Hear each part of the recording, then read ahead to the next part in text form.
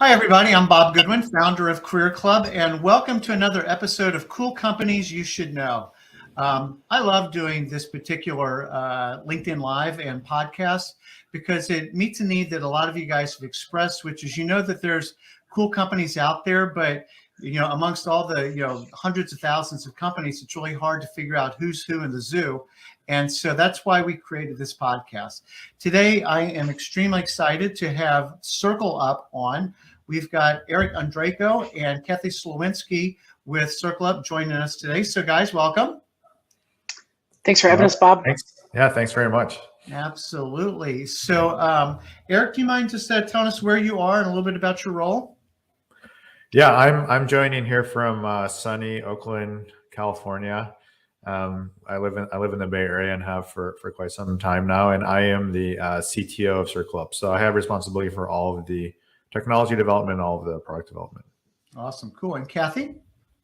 Currently based in Salt Lake, but normally I'm a Chicagoan in the non-winter months. I'm Chief Revenue Officer for CircleUp, so I'm responsible for sales and marketing for both our Helio product and our credit products. Awesome. So Erik, maybe we could start with you. Obviously, if you could just sort of do a little bit of the CircleUp story about essentially what you guys do. And Kathy's already mentioned Helio. And then, we'll take it from there in terms of the value proposition. Yeah, absolutely. So CircleUp is at its core a data technology company. CircleUp started with a founding mission of bringing more transparent understanding of private companies and has used that traditionally entirely internally in a way to bring data and information about private company performance, traditionally CPG companies, to its own asset management businesses. So CircleUp has run a marketplace for CPG companies, bringing investors and companies looking for investment together, as well as has run investment funds and a capital and lending business. And these businesses were built and predicated around using data to reduce some of the inherent and unconscious biases that are traditionally part of the private market investment space, where if you went to the right school or happen to have friends, the right kind of friends, it's traditionally been easier to find capital for very early stage companies. And we wanted to make companies that had great products and great traction more visible to the larger world through data. So to do that, we built a data platform. It's now going on more than 7 years in terms of the active development called Helio, that would discover interesting things that were available in consumer business space and make them available to our own internal investment teams.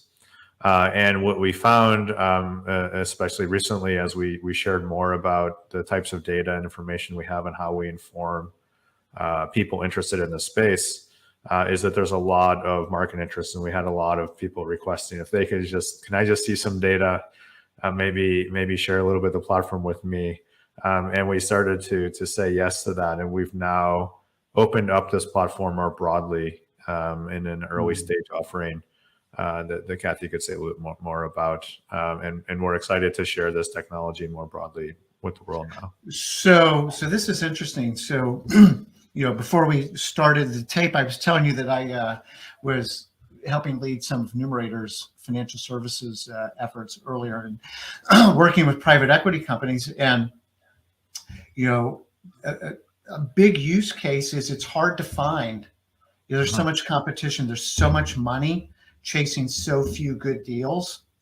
And so being able to identify those companies, and I don't want to skip past a very important point that you said, Erik, around the unconscious bias. And, that if you went to the right school and, all those kinds of things, access to capital and visibility is much easier than, if that isn't something that's part of your assets, if you will. But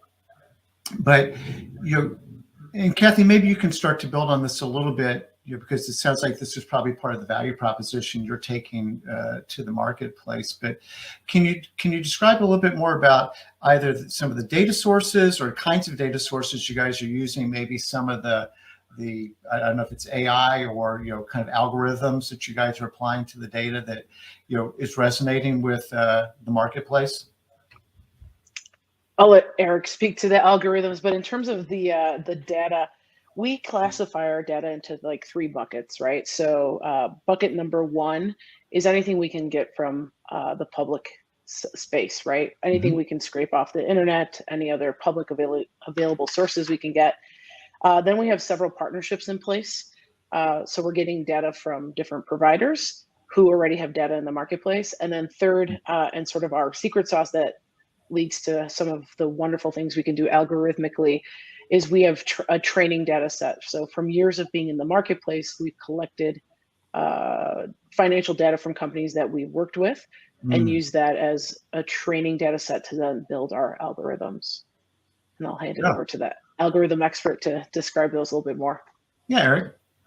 Yeah, the way I think about the algorithms is kind of in two layers. So at the very first layer, we're collecting data from more than 200 different data sources, and these data sources are ultimately referencing the same universe of consumers, products, companies, but they don't always use identical language, and they're certainly not universal identifiers that allows for somebody to easily integrate these data sets together. So the first kind of core and key technology investment is in understanding the universe of entities these data sets are referencing and integrating all this data together into a unified view. And we like to provide our internal and external customers of the Helio platform the most holistic view of a company or a brand or a product that we can across all these different data sources. So that's the first key algorithmic investment, and that is actually something that we have invested a lot of effort in. It's a lot harder than perhaps it would seem, and I'm sure people in your audience who are data analysts and doing this day to day wish that someone else could maybe just make this easier. And so that's part of the key algorithms that we provide. And then on top of that, we can provide more kind of call it raw measurement data to our customers who maybe have their own analysts or doing their own analysis and building their own models, as well as we build models on top of this integrated data set ourselves. And we use this these models directly. So for example, we have models that predict which brands are likely to be breakout successes based off of very early traction. As an example, we use that in our own internal sourcing efforts to find companies that we think maybe would be interesting to reach out to as potential investments or partners, as well as a variety of other types of algorithms like that, models that are based on this integrated data set. So if you're thinking about and this might be overly simplistic, but a PE life cycle of screening deals, due diligence, portfolio company management, and ultimately an exit of some type. Do you guys play at all of those different places, or would you tend to be found in one or two of them? I would say we play in all of those places. Where I think we dominate is the early stage of sourcing and finding these companies. Yep. So one unique thing about our data, and Erik didn't mention it, is we actually have coverage on over 2.4 million consumer brands, right? If you think to some of our traditional, like you worked at Numerator, what do you think Numerator covers roughly? I'd say maybe 100,000 brands in their data set. I'm not aware of anyone, and I've worked at a couple of these companies that has that breadth of data across consumer, and it's across, as Erik said, 200 plus data sources. So if we can get any signal of a brand and where it stands, we're getting that, and that's how we're able to identify some of these early stage brands well before they show up in other companies' data sets. And is it U.S. centric or is it global? U.S. centric right now. There are plans to go global eventually. Got it. Okay. And then I was kind of framing this out, and Erik, I mean, I love how you sort of set up the initial thing was you guys had a problem that you needed to solve for yourselves. And then as you started kind of sharing it, however that organically happened, people are like, well, I want one of those. Sounds cool. That's mostly from the investment community. Is that correct? Yeah. Then, At least initially. Yeah. Then I would think also, though, so much of big CPG innovation strategies around acquisitions. So would kind of strategy area of big CPG be another area that would be interested in Helio? Definitely. We've actually broken into like 3 verticals. So you got your finance side of the house, so PEVCs, then our larger CPGs, although we're getting an incredible amount of interest from small CPGs. So we are working on a small CPG product soon. And then what we call sort of service providers. So folks that are in investment banking, consulting, we even work directly with Amazon aggregators. So we've quite a broad set of potential markets to sell into, and we've broken up the sales team that way. Could the value proposition be flipped to where I'm the brand and using your all's data to help tell my story and basically predict that I'm going to be a breakout brand?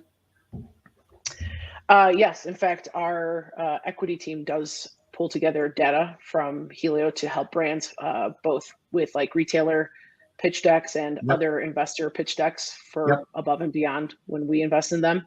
And that's kind of where we want to go with our smaller CPG product, is how can we answer and help fulfill those queries that brands may have, right? And how do we give them data that's strategic in nature and helps with the big picture versus sort of the day-to-day tactical data? Okay, I can certainly see it from a fundraising pitch deck perspective, but also the sell-in story at retail.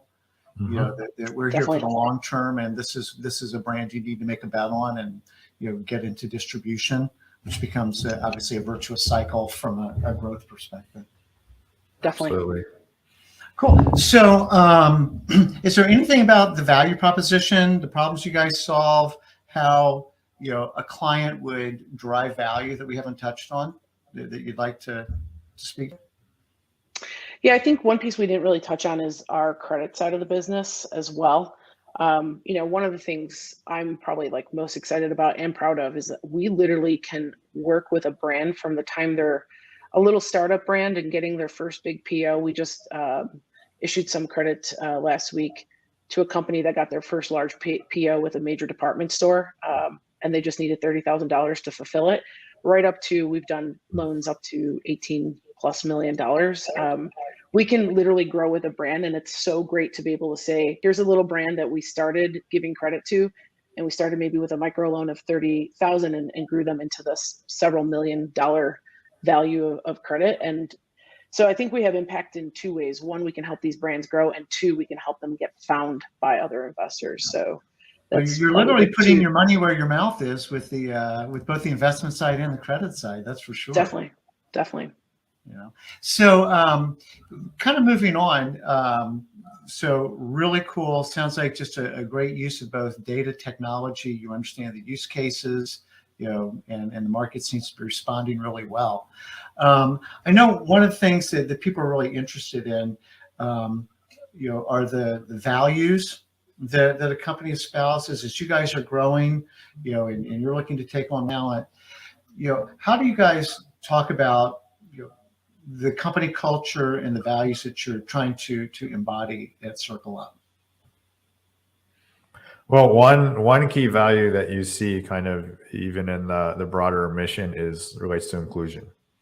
So that's kind of reflected externally in that we believe the inclusion is an important value in the world at large, and we've built technology to help increase the level of inclusion and equity, but also reflected internally within the company.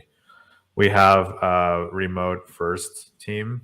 The company's really kind of transformed, as I think many have over the last few years.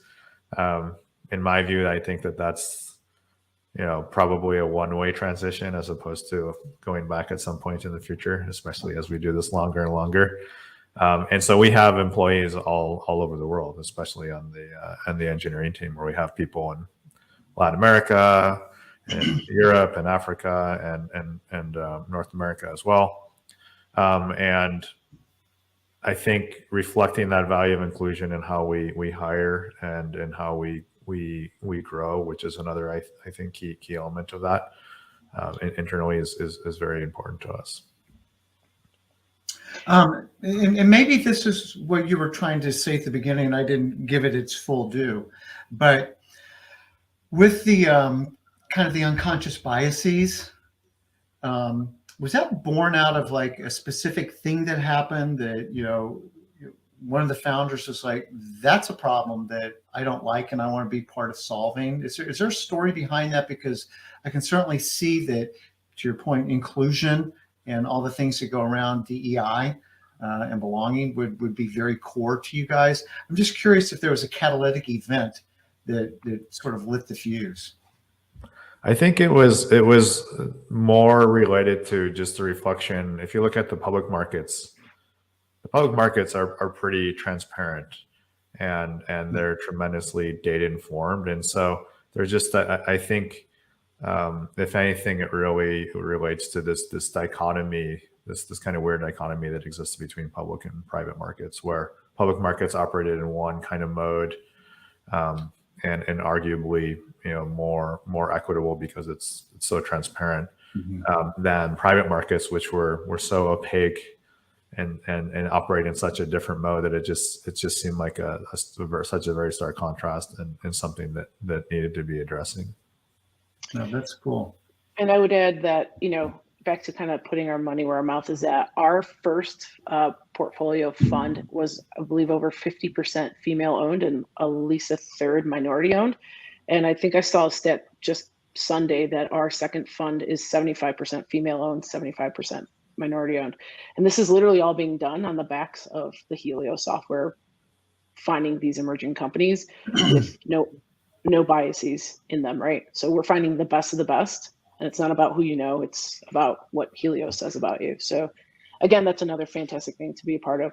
Erik didn't give himself credit either. I've been in tech for 20 plus years, and Erik has more women in leadership roles in his tech org than I've ever worked with, probably in my whole career. So it's pretty impressive in terms of our inclusion and diversity as a company. I once had a 50% woman engineering team, but only for a short period of time. But it's always, I always strive to get back to equity along multiple dimensions like that again, as much as possible. Well, it's interesting because these aren't, Kathy, thank you for bringing up the point about the last fund and sort of where the money has found it's going, is that,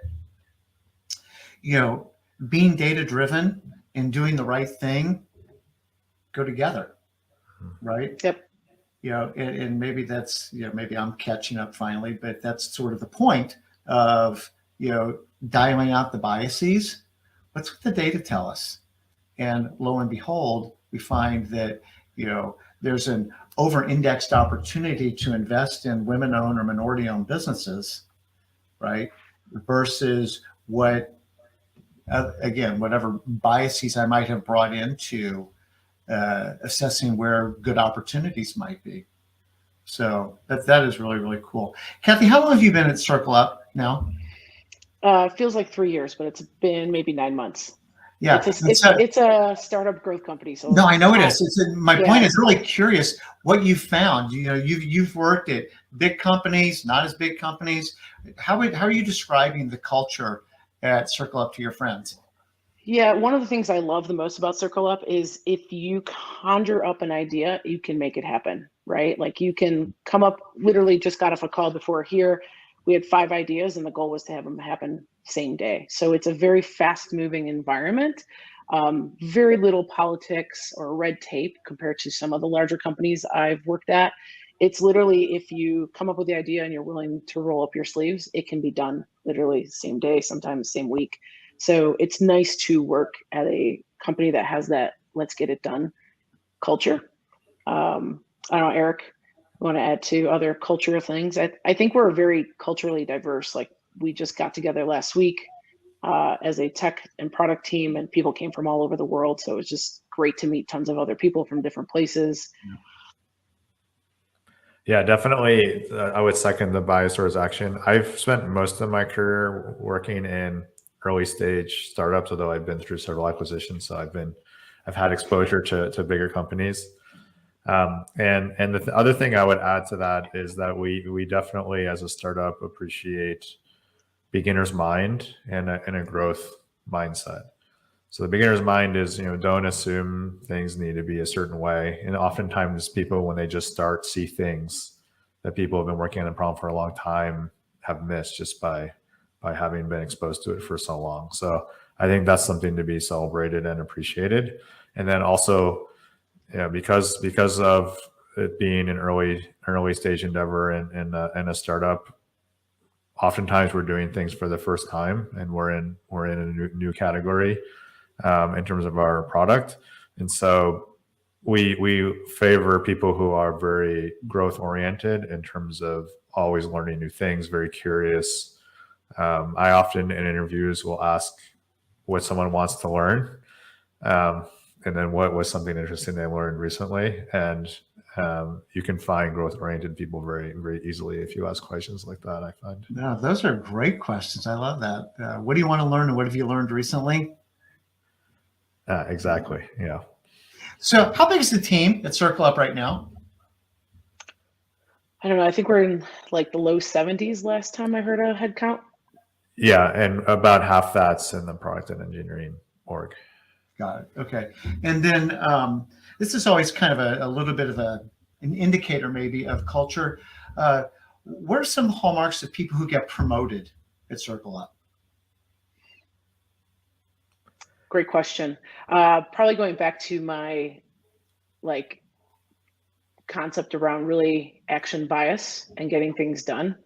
We really, I think, cherish people that sort of grab the bull by the horns and sort of run with ideas that help us move the needle and push us forward in terms of progress. Mm-hmm.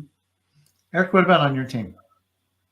Yeah, I would say it's the same, which is it definitely reward initiative in that way. And then also people who can develop their teams, especially people in leadership positions. So people who are able to really take kind of a player coach mindset and make themselves, I always tell my leadership team they should make themselves irrelevant. You can't get promoted if you're essentially in your current role. Because you know everything and you're kind of in the middle of all the decisions. But if you've enabled your team and researched your team and made yourself irrelevant to the day-to-day, so that your team's taking initiative, then that's a great way to get promoted as well. That's a really, really good point. Sometimes when, and this was on another episode not too long ago, where the founders were saying, hey, but we don't always get hiring decisions right.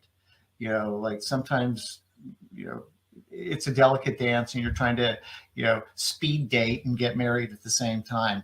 Are there any, obviously I'm not going to name names or anything, but any kind of qualities of where, we kind of found out that this type of person ends up not working out so well with us. Doesn't make them a bad person, just not a fit for us, that you've taken into subsequent hiring decisions? I mean, maybe to add to it, just because it is a startup, it's not as structured of an environment as a bigger company, and so kind of just building on that thinking around initiative before, it's really about comfort with ambiguity. And so, some people strive well in more or less structured environments, and that's something that is important in our hiring process to make sure that it's a good fit that way. Yep. Erik stole my answer. Ambiguity for sure, especially given that we're literally going to market with a brand new product. The company continues to always evolve. So you've got to have people that are comfortable with that ambiguity and can kind of fill in the gaps where there are gaps, because there's always a bit of gaps. I think for me, the other big thing is finding people, kind of what Erik said, finding people that are willing to learn versus doing things the way they've always done them, right? I think having that ability to have intellectual curiosity, right? And they're willing to sort of push the envelope or do something outside their comfort zone. I think that's a person that will do really well at a company like ours. That, just because your title is this today doesn't mean your title will be the same thing in 90 days, because we are changing so quickly as a company. Yeah. And somebody that's had startup experience as well. I mean, that's either a huge turn on or a turn off for somebody, right? And it's a little bit of know thyself. But if you like the ambiguity, and we'll sort of figure it out as we go, and we don't have all the answers, but that's what we're going to go build together, then it's a ton of fun. And for other people, that just feels too loose, and like I can't get comfortable in all of that. So, I really appreciate where you guys are at, and that those are the qualities, because that is what you need. You're kind of building the team. So maybe that's the natural transition to the last bit, which is you guys are hiring. You guys are looking for talent. And clearly our audience, is always trying to identify, where's a great company that might be a good fit for me and the things that I'm looking to do at this stage in my career. Could you talk, maybe functionally, or however it is that you guys want to dimensionalize some of the roles that you might be interested in filling now or in the not too distant future? Yeah, I'll jump in. I definitely have a few roles in the sales area across both Helio and our credit business. So our sales functions are growing pretty quickly here, and we'll be rounding those out. I need a head of sales for our credit business. I'm currently doing that. Marketing is growing as well. The area that we're looking for right now is a person that's an expert direct marketer. So kind of old school, traditional mail marketing, email marketing, SMS marketing, really understanding how to use data to segment and highly target your audience. We're taking a page out of that space. So looking for someone in that area. I'll hand it over to Erik. Yeah, and then on the product and engineering side, looking for UX designers, data analysts, data scientists, and then also, of course, I guess it kind of goes without saying, at least in my experience, engineers of all kinds. So web engineering, machine learning engineering, data engineering, general software engineers. So any kind of engineers. Cool. I might have an idea or two for you on that one after our call. Kathy, just going back to the head of sales for credit, do you have a sense for what that profile might look like yet? Yeah, absolutely. It's probably someone that comes from a lending background, B2B, could be B2C as well, because there's a lot of applicable interchange there. Ideally, 5+ years of experience in that space. Would love someone that has background working with brokers. And obviously, probably the most important thing, someone that can deal with the ambiguity, is a good team leader, can build a team out from within the org, and works hand in hand with the marketing team and all the other teams across the board. Because it is, we try to stay not siloed and try to work collaboratively across all the other departments. It's because we're such a small team. Yep. Can you just briefly describe, Erik, you kind of mentioned it's not super structured necessarily, but can you briefly describe just what the interviewing, kind of the hiring process looks like at CircleUp? Yeah, it's a little bit different by department, but generally it looks like an initial phone screen with usually the hiring manager or someone senior. I do a lot of initial phone screens, for example, and that's really just to make sure that there's high level kind of interest and to understand kind of what we do day to day. So some of the things that we talked about on the value side is covered there, and then it's followed up by some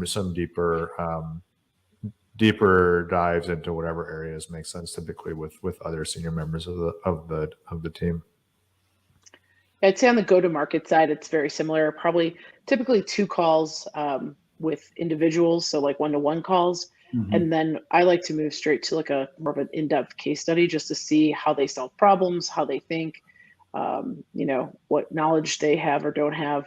I like the case study because I liken it to like, you're saying dating and married. Case study to me, dating is like those first 2 1-to-1 meetings, but I would say longer term dating is like the case study. That's 3 months in, when you realize they don't do their laundry often enough, or leave dishes in the sink, or live like a bachelor and never have any food in their fridge. Like that's when you find those problems when you're dating someone. So, or things that you love, right? You're like, God, this is the most compassionate person. I want to spend the rest of my life with them. Let's hire them. So I think I love the case studies because it really lets you get a little deeper into the interview process and really get a feel for the candidate. No, that's awesome. Start to wrap this up a little bit. Is there anything that we have not talked about, just part of the CircleUp story, that you would want to make sure that people know? I can't really think of anything, Erik. Yeah, I think we covered it. We covered it pretty well. I mean, the only thing I'll add is it's we're still at the very beginning, so it's not. I don't want it to sound like it's all a solved problem when it's all figured out. It's still very early days, and hey, for people that like problem solving, that's a good thing. That's exactly. I like it. It's a problem solver's delight. This place, like if you love problem solving and then actually getting it done, you're going to be golden here. We have awesome. So for all of our problem solvers out there, if they're interested in learning more, what's the best way for them to engage? Yeah, if you're looking to see what kind of roles we have open right now, it's circleup.com/careers.